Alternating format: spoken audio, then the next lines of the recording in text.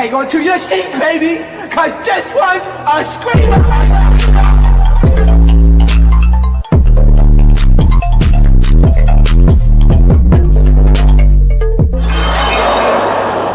Are you not entertained? Are you not entertained?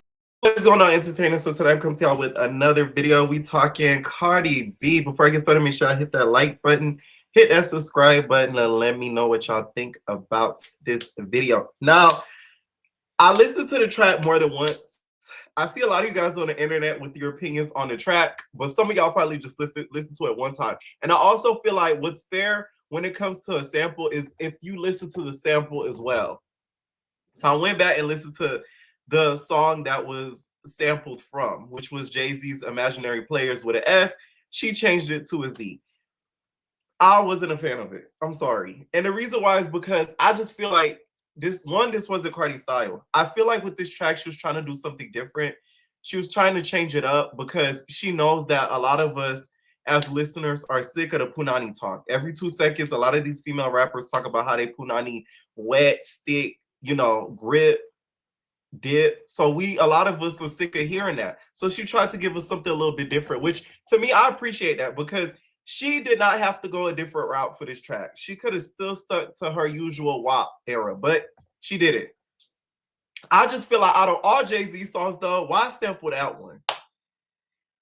You get what I'm saying? Like, it was so many other Jay-Z songs that I feel like she could have sampled and really made a fire track out of. This song, to me, was just not the type of track for her to sample. One track I feel like she should have sampled would be On to the Next One, featuring Swiss Beats. That is a Jay-Z song, and I feel like she really could have slid on that beat.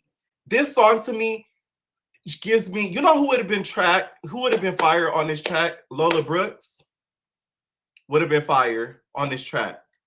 Like, to me, this track, like, her voice and her cadence is so, like, it's not super high, but it's not super low. Like, I feel like this is meant for somebody with a deeper tone to rap over. A lot of the tracks, she was popping her ish.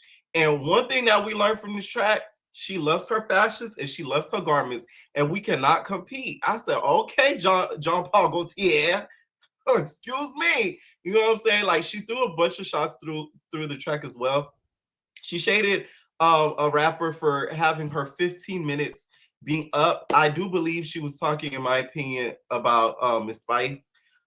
That's just what I think she was talking about. A lot of people feel like she was talking about Nicki Minaj. I don't think so at all. I feel like she's talking about a newer rapper that came along that thought she was gonna last forever, and now it's over.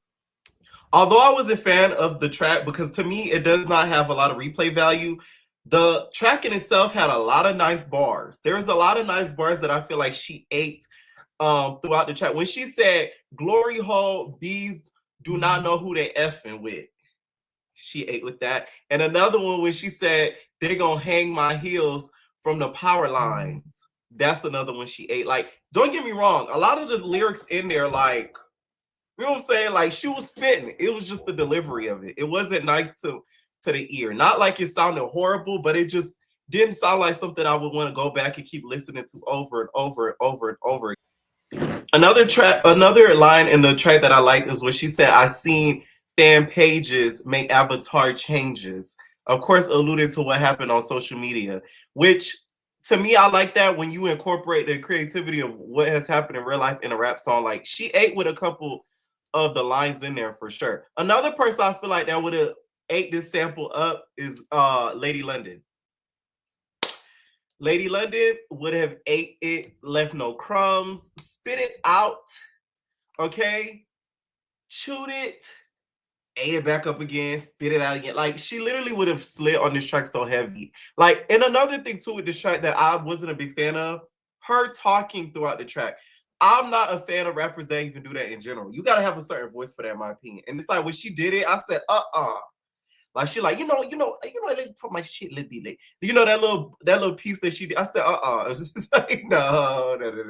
Like, something about it is just like, like, y'all gotta understand when you're listening to music, you're cut off for the whole world. So it's like that's the only thing that got your full attention. You can't hear nothing else really like that. You know what I'm saying? So it's like when she did that during the track, I'm like, I wasn't a big fan of it. Okay. I just feel like this album is so anticipated I wouldn't, if I was on the label team, this wouldn't be a single I feel like should have been released ahead of the album release with the date coming up so soon, because you have to think of from a fan's perspective, they're gonna be thinking this is something we should expect from the album. So if this is something we should expect from the album, which to me doesn't have a lot of replay value, it's sort of like, what is the album really gonna sound like? Especially with us waiting like a good amount of time for the album in itself to come out.